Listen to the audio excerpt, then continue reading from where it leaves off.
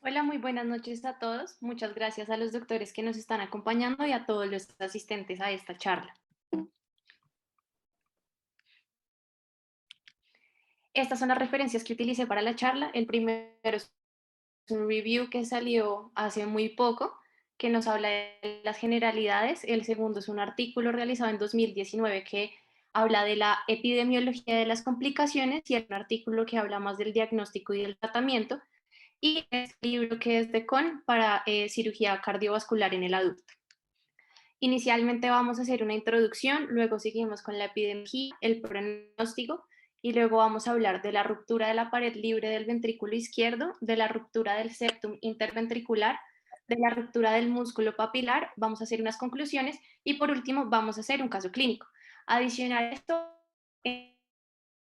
dos cuestionarios que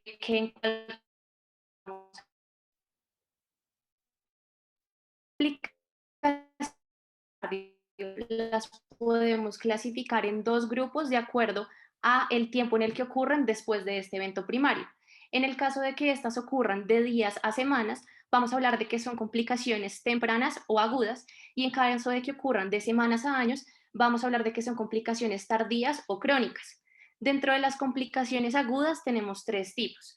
La ruptura del septum interventricular, que puede llevar al paciente a un shock cardiogénico.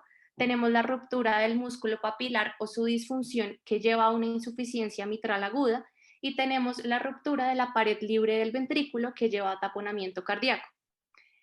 Y dentro de las crónicas tenemos el aneurisma del ventrículo izquierdo y el pseudoneurisma. En esta charla nos vamos a concentrar en las tres complicaciones agudas del infarto agudo del miocardio. Estas complicaciones, ¿por qué ocurren? Tenemos que el miocardio sufre una necrosis y junto con esto hay una pérdida importante en la funcionalidad que causa una disminución en la FEBI. Estas complicaciones son más comunes a nivel del ventrículo izquierdo. Y adicional a esta necrosis tenemos una ruptura. Entonces estos tres elementos, la ruptura, la necrosis y la pérdida de la funcionalidad del ventrículo, va a llevar al paciente a shock cardiogénico que puede poner en riesgo su vida. Y esa es esta la importancia de que nosotros sepamos identificar tempranamente estas condiciones para poder tratar a los pacientes. Se ha visto que las complicaciones ocurren aproximadamente en cada 3 por cada 1000 pacientes que sufren un infarto, y que es más común en los pacientes que sufren infarto con elevación del ST. Dentro de estos pacientes que sufren infarto con elevación del ST, la ruptura del septum es la más común, con una prevalencia de un caso por cada 1000 pacientes, y la ruptura de la pared libre del ventrículo es la menos común. Se ha visto a lo largo de la historia que las terapias de reperfusión han disminuido la incidencia de estas complicaciones de una forma importante. En este estudio, que fue realizado en el 2019, se evaluaron 9 millones de pacientes hospitalizados por infarto agudo del miocardio entre el 2003 y el 2015 en Estados Unidos, y se vio que efectivamente la ruptura del septum interventricular es la que tiene una mayor prevalencia, con un 0.21% en el infarto con elevación del ST y un 0.04% en el infarto sin elevación del ST, y que la ruptura de la pared libre del ventrículo es la que presenta una menor prevalencia, con un 0.01%, tanto en infarto con elevación del ST como en infarto sin elevación del ST.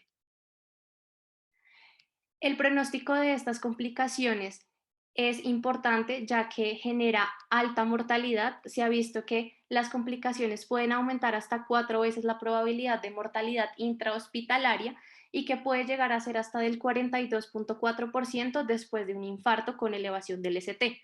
Asimismo, se ha visto que del 10 al 15% de las muertes intrahospitalarias por infarto se atribuyen a estas complicaciones.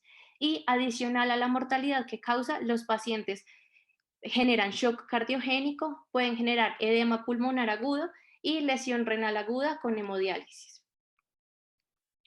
Los principales factores de riesgo que podemos encontrar para estas complicaciones es la edad avanzada. Se ha visto que los pacientes mayores de 70 años pueden tener hasta 5 veces más probabilidad de sufrir alguna complicación. Adicional a esto tenemos el sexo femenino, tenemos el primer infarto debido a que el corazón todavía no ha desarrollado circulación colateral. También tenemos la elevación persistente del ST o el desarrollo de ondas Q en el electrocardiograma inicial. los infartos transmurales grandes, los infartos anteriores y la hipertensión arterial al momento del ingreso. Ahora sí vamos a comenzar con cada una de las complicaciones. Entonces vamos a hablar primero de la ruptura de la pared libre del ventrículo izquierdo. Esta ruptura, ¿por qué se da? Hay una necrosis transmural del miocardio que genera una ruptura de la pared ventricular. Esta ruptura genera un sangrado a la cavidad pericárdica que termina en un taponamiento cardíaco y en shock cardiogénico. Se ha visto que las dos arterias que más comúnmente se relacionan con esta complicación son la descendente anterior y la circunfleja. Esta ruptura de la pared libre del ventrículo se puede clasificar morfológicamente en tres tipos. Tenemos el tipo 1, que es la ruptura que ocurre en las primeras 24 horas, es una ruptura abrupta que generalmente se asocia con enfermedad de un vaso y no hay adelgazamiento de la pared ventricular. Luego tenemos el tipo 2, que ocurre de 1 a 3 días después del infarto, que es un desgarro más lento con erosión miocárdica localizada. Y tenemos el tipo 3, que ocurre de forma más tardía, entre los 5 y 10 días posteriores al infarto. Esta ruptura generalmente se localiza en la unión de la zona infartada con el tejido sano y esta sí es precedida por un adelgazamiento del miocardio. Con respecto a la clasificación que se utiliza más comúnmente en cirugía, vamos a tener dos tipos.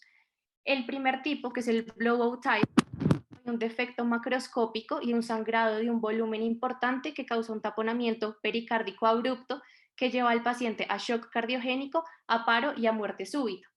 Y por otro lado, tenemos el oozing type, que es cuando no hay una fuente obvia de sangrado, la sangre se va a acumular más lentamente en el saco pericárdico y este sangrado puede estar limitado por la formación de un trompo o por el pericardio. Estos pacientes van a presentar inestabilidad hemodinámica y pues los signos del taponamiento cardíaco. En estos pacientes, ¿qué más podemos encontrar? Podemos ver dolor torácico persistente o recurrente, náuseas, inquietud y agitación, hipotensión abrupta, inestabilidad hemodinámica, ingurgitación yugular, ruidos cardíacos velados, pulso paradójico, y se ha visto que la disociación electromecánica sin insuficiencia cardíaca previa es muy sugestivo de la ruptura de la pared libre del ventrículo.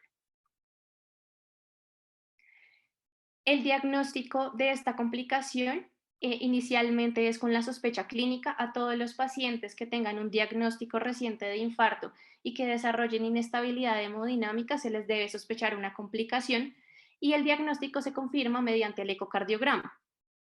Inicialmente se realiza un ecocardiograma transtorácico que nos va a evidenciar el derrame pericárdico con evidencia de la compresión de la cavidad. También se puede ver la ruptura del músculo en sí, se pueden ver coágulos epicárdicos y también se puede ver material exudativo en el espacio pericárdico. Únicamente a pacientes que estén estables se les puede tomar una tomografía o una resonancia magnética cardíaca, pero estos dos exámenes no son habituales. Lo que generalmente se utiliza es el ecocardiograma transtorácico. ¿Cómo se manejan a estos pacientes? Entonces, los pacientes que sean inestables deben ser manejados en la UCI y la pericardiocentesis se debe realizar de forma inmediata, ya que esto le puede salvar la vida al paciente. Adicional a eso, dependiendo de la condición, se va a hacer terapia médica con líquido, soporte inotrópico y vasopresor de acuerdo a la necesidad y soporte mecánico también de acuerdo a la necesidad con balón de contrapulsación intraórtico o el ECMO.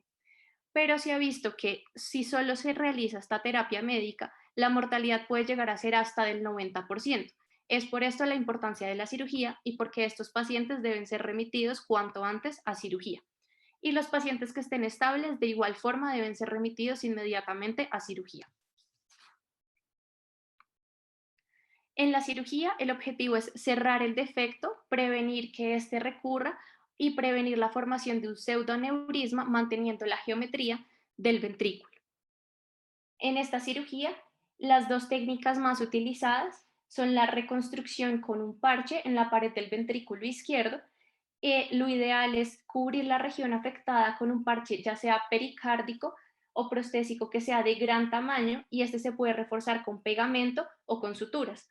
También se pueden utilizar esponjas hemostáticas locales y se ha visto que esto también es beneficioso para cubrir el defecto.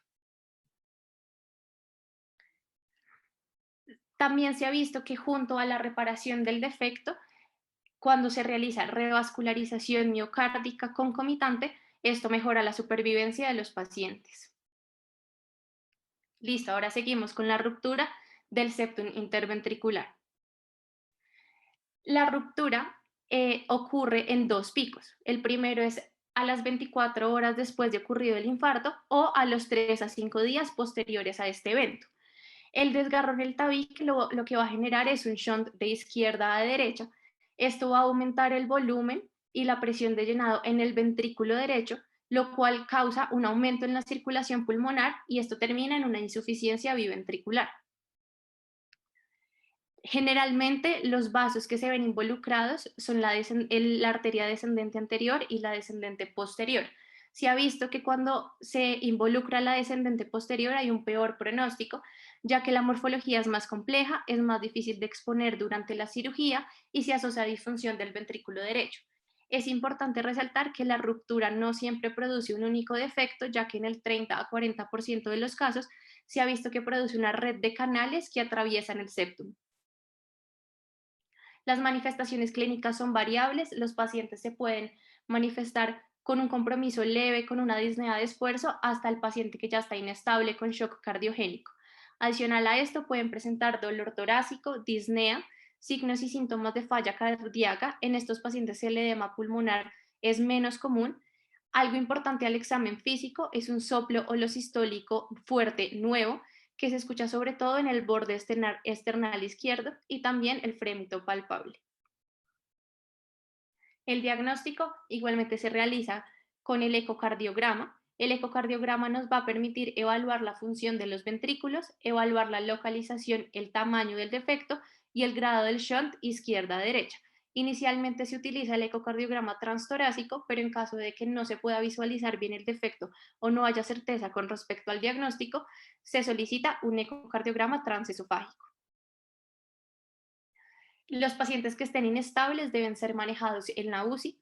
También se puede realizar una terapia médica inicialmente con diuréticos, soporte inotrópico y soporte vasopresor y el soporte mecánico de la circulación en caso de ser necesario. Sin embargo, en estudios se ha visto que la terapia médica, cuando se realiza de forma única, puede alcanzar el 94% de la mortalidad a 30 días y esta mortalidad es el doble de los pacientes que son sometidos a cirugía. Aquí está la importancia de que inmediatamente sean remitidos para cirugía y los pacientes estables también deben ser remitidos inmediatamente para cirugía. Esta cirugía tiene como objetivo cerrar el defecto. El cierre del defecto va a depender del tamaño de este y según el tamaño se puede hacer un cierre primario o se puede utilizar un parche. Aquí la idea es cubrir el defecto con este parche, ya sea prostético o pericárdico, y se debe suturar al miocardio sano adyacente. También se puede realizar una resección del área del miocardio que está infartada. Igualmente, la revascularización coronaria concomitante se ha visto que mejora la supervivencia de estos pacientes. Otra opción es el cierre percutáneo del defecto. Este se ha demostrado que es eficaz, que tiene una menor tasa de mortalidad. Sin embargo, en algunos casos solo se logra un cierre parcial del defecto, por lo cual esta opción solo se deja para los pacientes que tienen un alto riesgo quirúrgico y que por nada pueden ser llevados a cirugía abierta. Bueno, en este momento vamos a hacer un cuestionario. El cuestionario es completamente anónimo. Entonces, Vamos a dar un minuto para que respondan y al final vamos a mostrar cuál fue la tendencia de los resultados.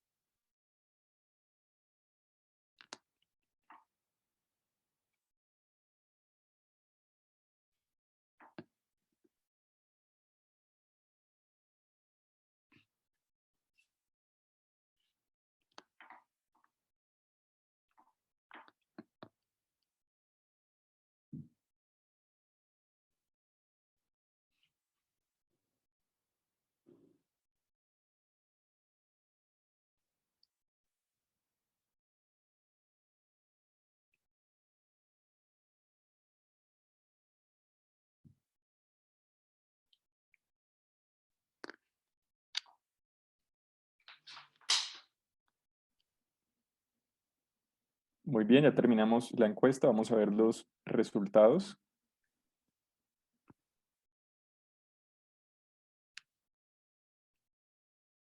Entonces, 19 personas respondieron, de las cuales 17 concuerdan en que es insuficiencia mitral aguda.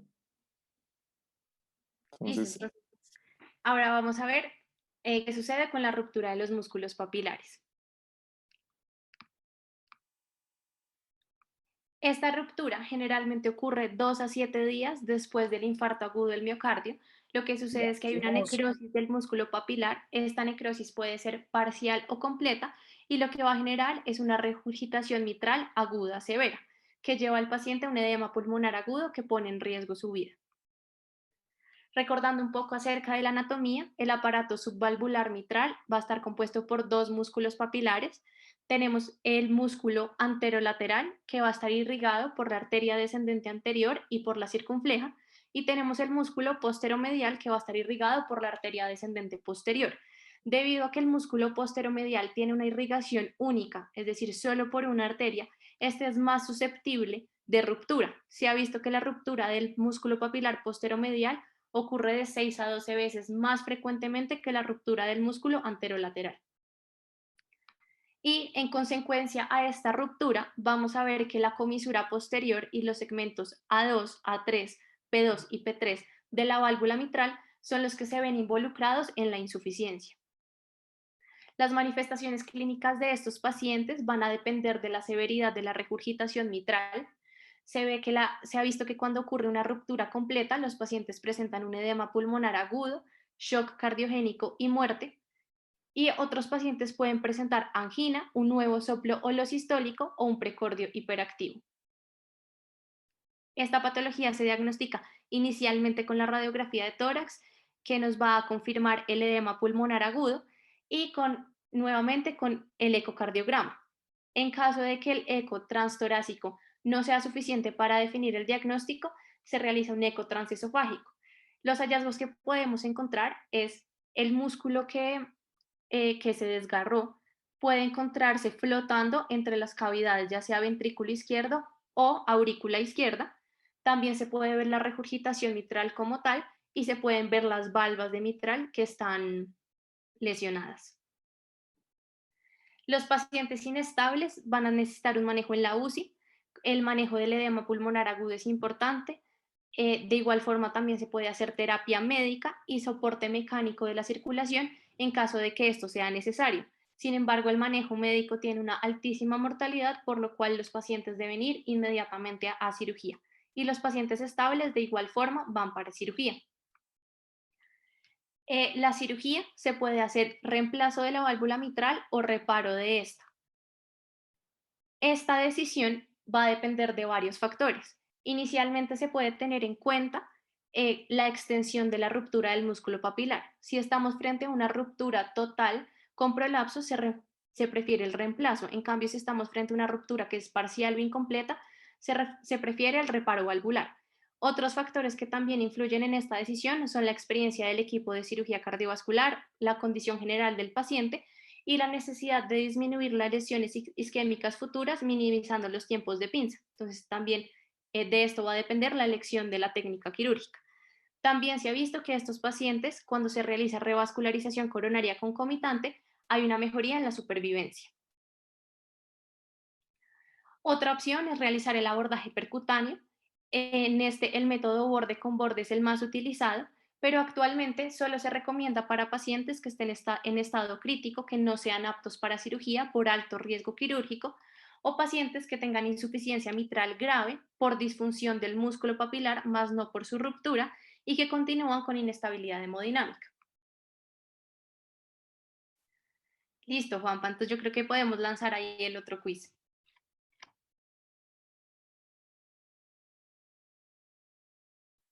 listo. Entonces, nuevamente vamos a dar 50 segundos y compartimos los resultados.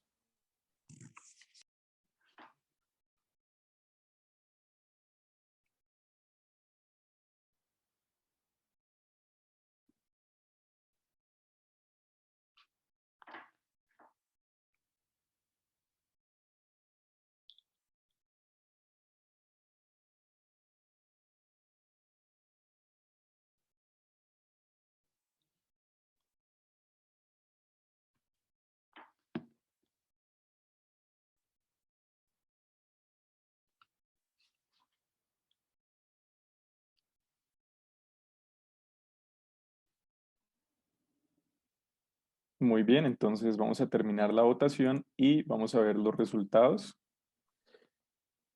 Votaron 17 personas, de los cuales 14 consideran que el ecocardiograma es la imagen de elección para el diagnóstico de las complicaciones. Listo, entonces para concluir tenemos este algoritmo que nos resume todo lo que hemos dicho a lo largo de la charla. Entonces, tenemos que inicialmente tener la sospecha clínica. Entonces, es un paciente que tiene un diagnóstico reciente de infarto agudo del miocardio y que comienza a tener dolor torácico, disnea e inestabilidad hemodinámica. Estos pacientes se les debe sospechar alguna complicación y se deben transferir a un centro especializado que tenga cirugía cardiovascular. Cuando llegan al centro especializado, deben ser admitidos inmediatamente a la unidad de cuidados intensivos. Hay que iniciar la terapia de estabilización y hay que solicitar urgentemente un ecocardiograma. El ecocardiograma nos va a ayudar a definir el diagnóstico. Si estamos frente a una complicación mecánica confirmada, lo siguiente que tenemos que ver es si el paciente está estable o inestable. En caso de que el paciente esté estable, se puede remitir inmediatamente a cirugía. En caso de que el paciente esté inestable, tenemos que evaluar por qué. Entonces, si es debido a una ruptura de la pared libre del ventrículo, si es debido a la ruptura de un músculo papilar o si es debido a la ruptura del septum interventricular. En caso de que estemos frente a la ruptura de la pared libre del ventrículo y a un taponamiento cardíaco, hay que realizar una pericardiocentesis de manera urgente y se debe considerar la circulación, ya sea con ECMO o con balón de contrapulsación intraórtica, también de forma inmediata para lograr salvarle la vida del paciente. Y después de esto, remitirlo lo más pronto posible a cirugía. Listo. Para finalizar, tenemos un caso clínico. No sé si alguno de los voluntarios del público me ayude a leer el caso. Paciente masculino de 47 años con antecedentes de hipertensión arterial, dislipidemia, que consulta por cuadro clínico que inicia el 7 de enero con dolor epigástrico asociado a plenitud gástrica manejado por el paciente, con regularización de los síntomas el 14 de enero. En esta ocasión asociado a disminución de la clase funcional y dolor torácico persistente, intensidad 6 de 10. El 21 de enero consulta a otro hospital en Bogotá donde diagnostican infarto agudo de miocardio con elevación del ST de cara inferior evolucionada, con hallazgos en el sitio de remisión de elevación de azoados y al parecer documentación de colecistitis acalculosa, por lo que venía recibiendo manejo antibiótico con ampicilina sulbactam para clínicos de ingreso con evidencia de leucocitosis y elevación de transaminasas. Listo, muchas gracias. ¿A alguien del público le llama algo la atención acerca de este caso o qué le haría a este paciente? ¿Cuál sería su conducta? Sarita, pues a mí me llama la atención que el cuadro clínico ya tiene una larga data, entonces pues el paciente podría complicarse y pues yo creo que le mandaría de pronto un ecocardiograma. Listo, entonces efectivamente eso fue lo que se hizo. Se le realizó un ecocardiograma, en este se documentó una CIB en posible relación pues con el síndrome coronario que el paciente había presentado previamente y adicional a eso se le realizó una arteriografía coronaria donde se evidenció enfermedad coronaria multivaso que puede ser intervenida. Teniendo en cuenta estos hallazgos, Nata, ¿tú qué harías después?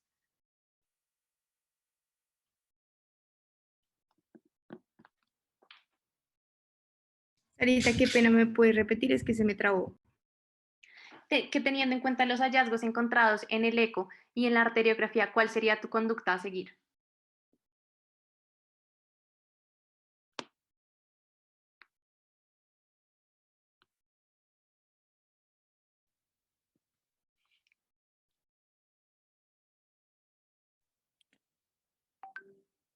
Yo creo que de pronto Laura está teniendo problemas de conexión. Yo pensaría que, bueno, en este paciente tiene una comunicación interventricular, pues me llama la atención de pronto que la clínica no es muy clara de una falla derecha. Eh, digamos que en vista de que el paciente está estable, tiene, digamos, una evolución bastante prolongada, se podría llevar a cirugía para un reparo del defecto y adicionalmente, pues considerando la enfermedad coronaria multivaso, se podría realizar en el mismo tiempo, digamos, una intervención coronaria, probablemente pensar en que se le puede colocar Bypass. hacerle un bypass, sí señor, hacerle reperfusión. Exacto. Efectivamente, lo que se hizo fue el manejo quirúrgico tanto para la revascularización miocárdica como para la corrección de la comunicación interventricular. Muchísimas gracias a todos por su atención. No sé si los doctores tienen algún comentario, algo para complementar el tema.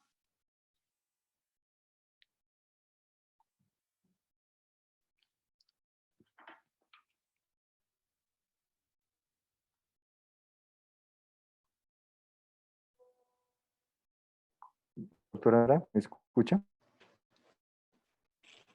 Sí, señor.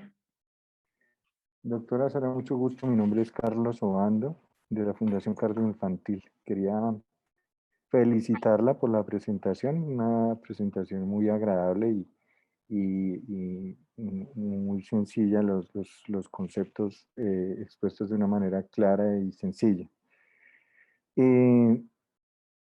Sí, básicamente la mayoría de las muertes súbitas o de la mortalidad de los pacientes que ni siquiera alcanzan a llegar, en gran parte son secundarias a una complicación mecánica de un infarto.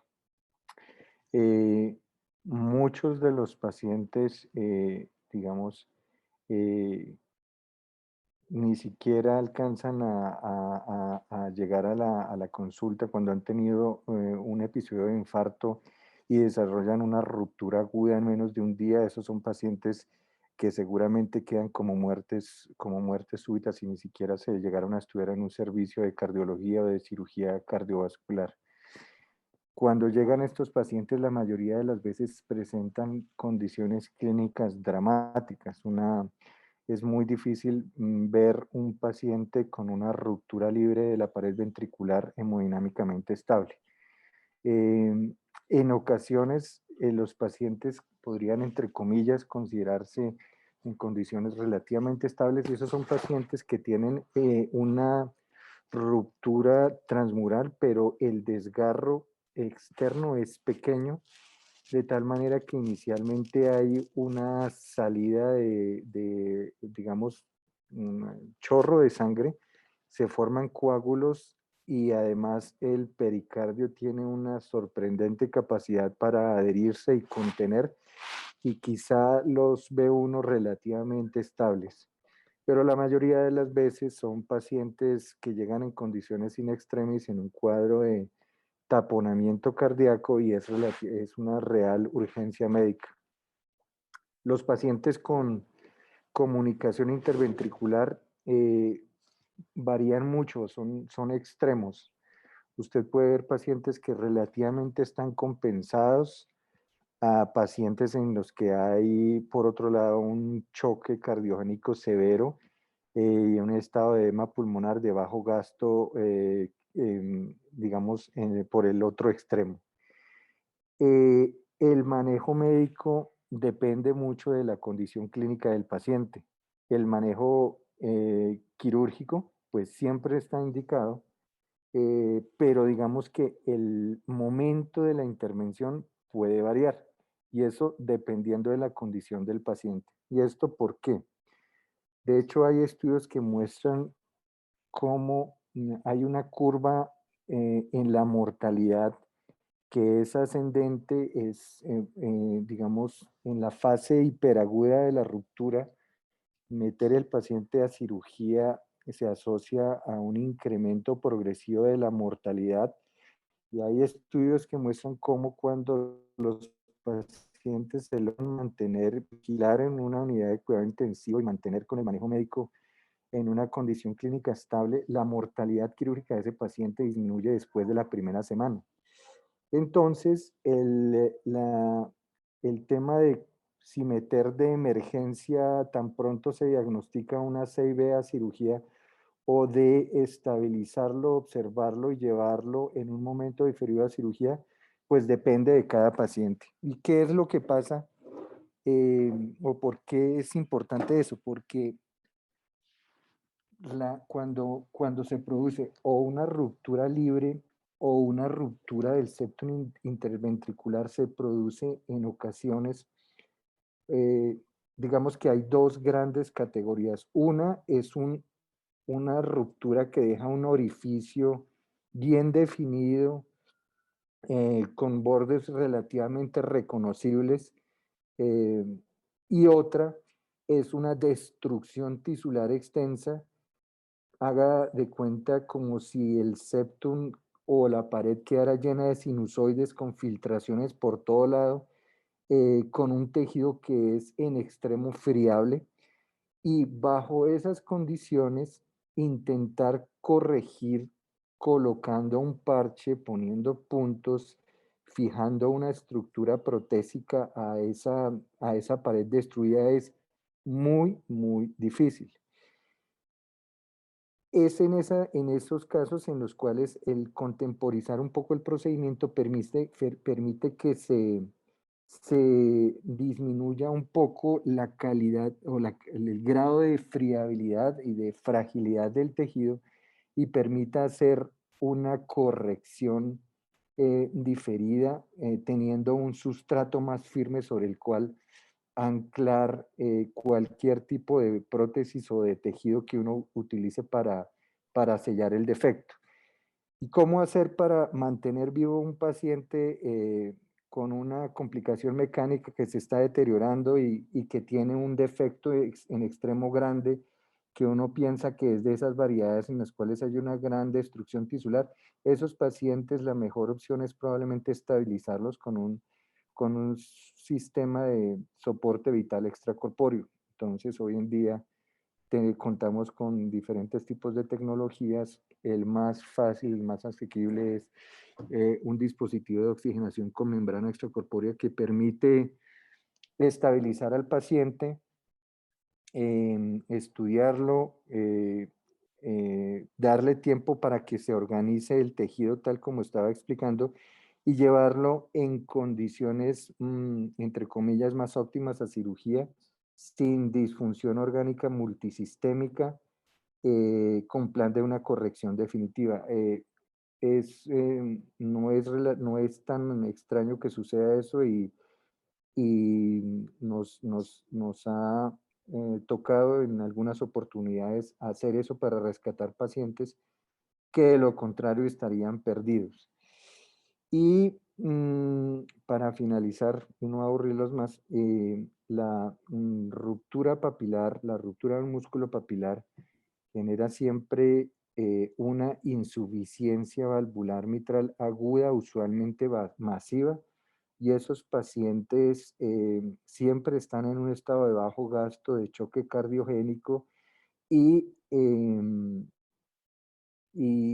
con un edema pulmonar severo, y eso realmente constituye también una urgencia quirúrgica. La mayoría de las veces terminan en un reemplazo valvular mitral. En algunas ocasiones, cuando las condiciones anatómicas, el grado de ruptura y la friabilidad del tejido lo permiten, se puede hacer un reparo, una reconstrucción valvular.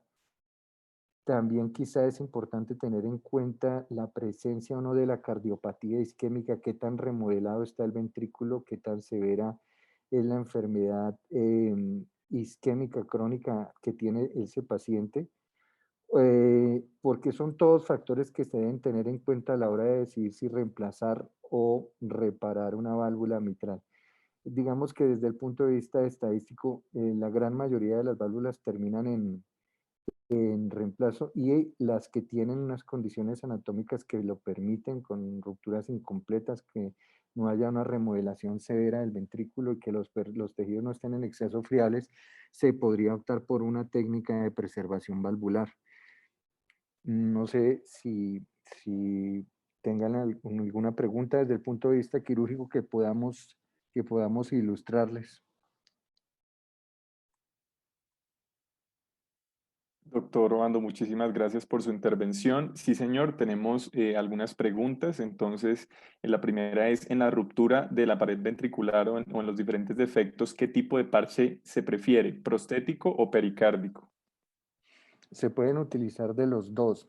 Aquí sí que es importante eso que les decía. No es frecuente, no es frecuente que uno encuentre un huequito y que sea, no sea sino simplemente poner un parche y ponerle sutura alrededor y que eso se sostenga.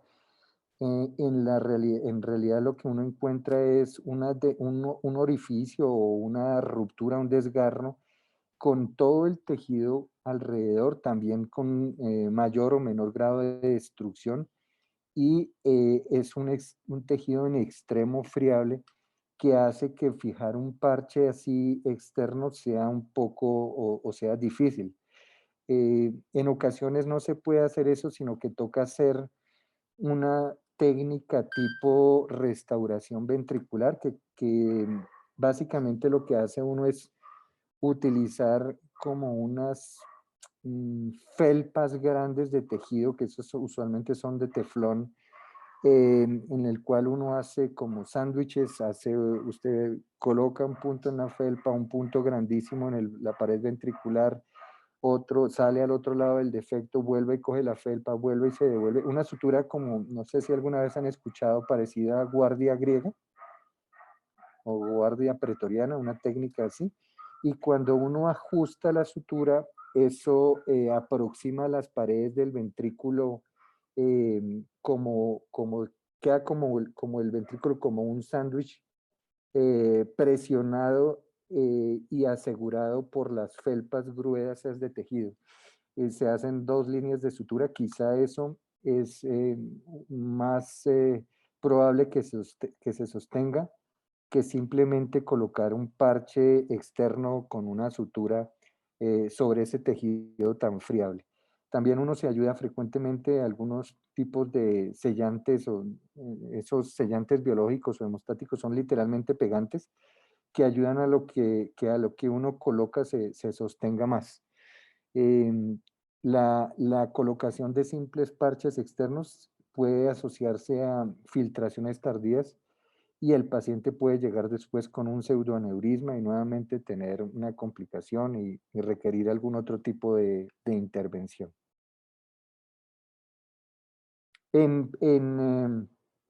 Tanto en la pared libre como en los defectos septales ventriculares, uno puede utilizar materiales como Dacron o pericardio fijado en glutaraldehído para que se endurezca, o puede utilizar estrategias con los dos tipos de material. Doctor, y otra pregunta, por ejemplo, en caso de que la ruptura de la pared libre no sea tan grande, ¿se podría aproximar los bordes, o sea, No, resecar el área infartada? sí, realmente sí me llamó la atención cuando lo mencionaste. Es muy poco probable que eso se pueda hacer. Ok, Es muy poco probable que eso se pueda hacer. Y literalmente, para que te hagas una idea, es como tratar de ponerle puntos a una natilla, ¿sí? eh, Cuando tú intentas anudar eso, se deshace el tejido. Entonces, yo sé que está escrito y eso, pero digamos en la práctica que uno logre hacer eso es muy difícil. Usualmente necesita uno colocar puntos grandes y con soporte. O sea, que tú puedas ajustar la sutura y eso se sostenga. Imagínate un tejido súper fiable, porque vuelvo y repito, no es el huequito, sino que hay destrucción del tejido alrededor del huequito, del orificio, de la perforación, y en ese tejido necrótico hay, si tú le pusieras un microscopio, múltiples como túneles, como canales de tejido por los que circula sangre. Tú intentas ponerle un puntico a eso y aproximarlo, se deshace. ok. ¿Sí? Hay que ser Sí, mucho más agresivo.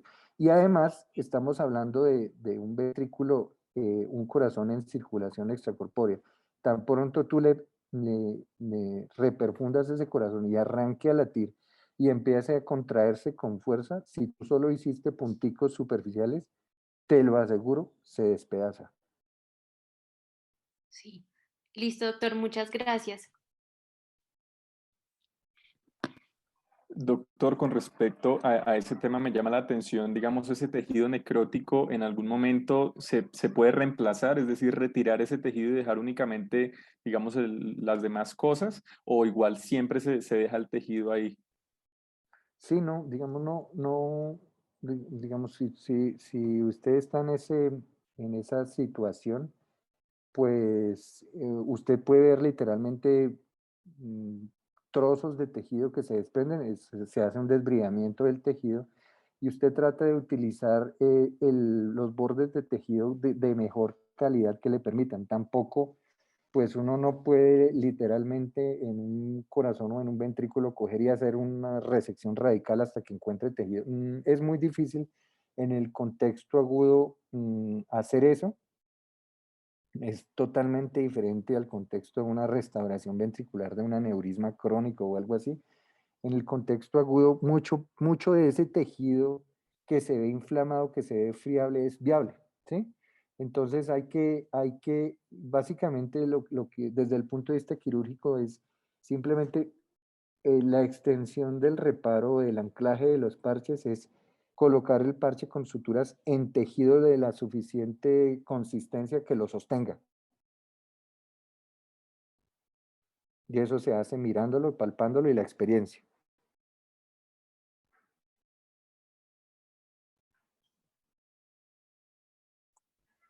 Perfecto, doctor, muchas gracias.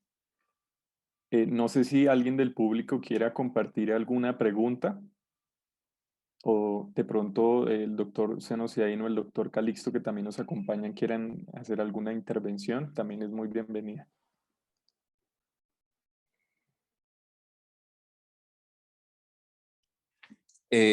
Nada, yo quería felicitar a Sara por la excelente revisión que hizo.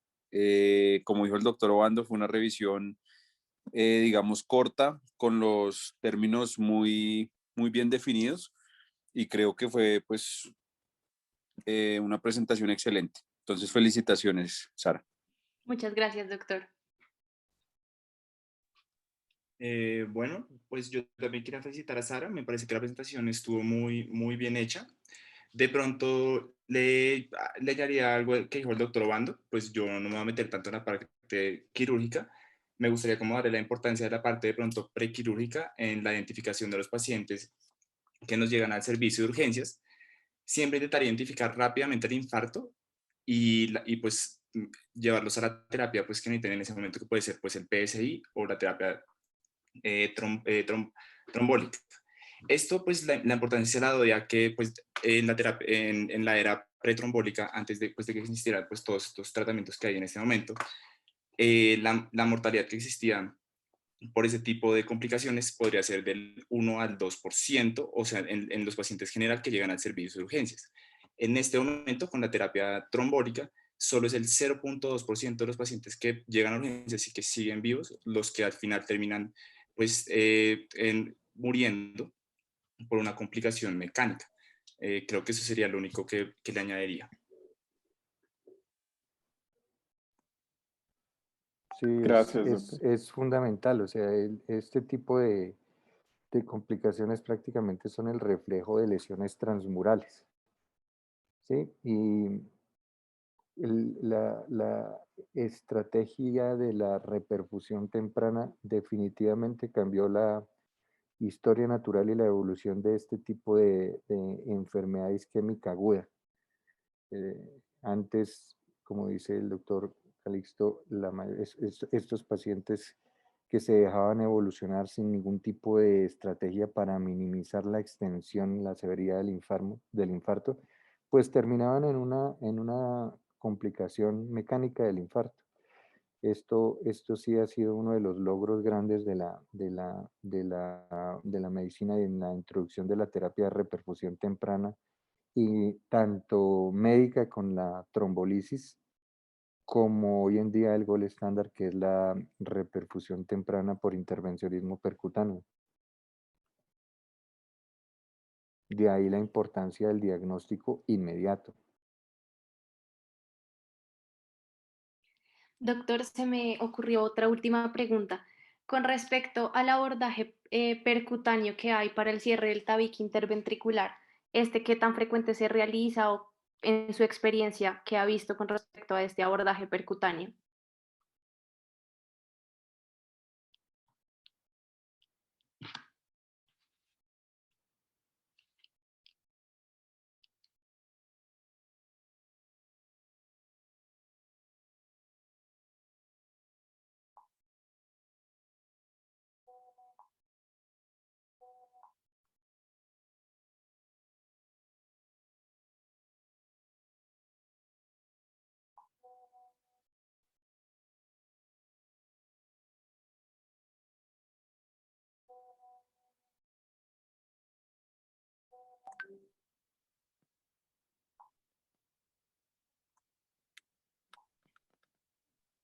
Doctor Obando, no se le escucha.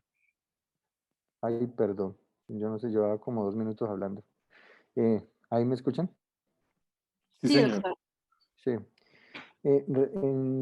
A ver, el intervencionismo percutáneo para cierre de efecto septal ventricular está descrito.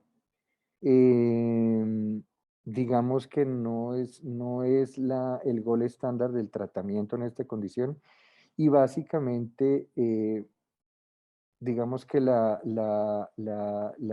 uno de los limitantes para el cual o que se encuentra para la realización del cierre de los defectos con dispositivo es que frecuentemente no es un orificio definido, sino es una zona de necrosis extensa en el septum con múltiples filtraciones, múltiples orificios. Haga de cuenta como un miocardio lleno de sinusoides. Eso es muy difícil de tratarlo desde el punto de vista percutáneo. Entonces, aunque la estrategia está plenamente descrita y con evidencia, no es, digamos, la conducta que más frecuentemente se realice y tampoco con la que más se tenga experiencia y se tiene experiencia, o digamos, las series que hay, las series cortas, porque no son grandes, que hay, son de instituciones con alto nivel de experticia en ese tipo de intervencionismo. Em, en la Fundación Cardioinfantil, realmente la experiencia de cierre de defectos septales ventriculares post-infarto es muy baja, o sea, no es nuestra conducta de elección. Usualmente lo que hacemos es la evaluación, la estabilización. Muchos pacientes se estabilizan, se manejan médicamente y digamos, en una condición estable el paciente es llevado a cirugía. Otros pacientes que están en extremo gravedad, como les había contado, los hemos estabilizado con alguna estrategia de soporte extracorpóreo. Los estabilizamos, les corregimos la disfunción orgánica, digamos las condiciones generales y los llevamos en un estado, entre comillas, óptimo a cirugía. No tenemos experiencia o una experiencia importante en el cierre percutáneo de defectos septales con dispositivo percutáneo. Listo, doctor, muchas gracias. Bueno, muchísimas gracias, doctor, por su intervención. Yo creo que vamos a dar entonces finalización a la charla y a este evento. Entonces, muchas gracias a todos por venir, doctor Obando, el doctor Senosiaín, también al doctor Calixto, todos los que nos están acompañando desde el público y claramente a Sara por la excelente charla que nos regaló esta noche. Entonces, reiteramos nuestros Felicitaciones. agradecimientos. Sí, señor. Muchas gracias por invitarnos. Hasta luego. Hasta luego, que tengan feliz noche Luego, todos. doctor, muchas gracias. Bueno, hasta luego, que estén bien. Gracias.